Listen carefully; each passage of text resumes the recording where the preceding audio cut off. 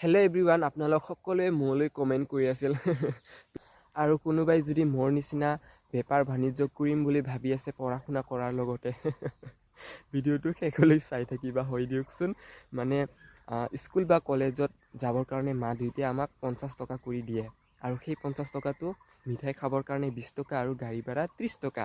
সেই 20 টকা মিঠাই খোৱাৰ সলনি 20 টকাটো আপোনালোকে জমা কৰি থ'ব।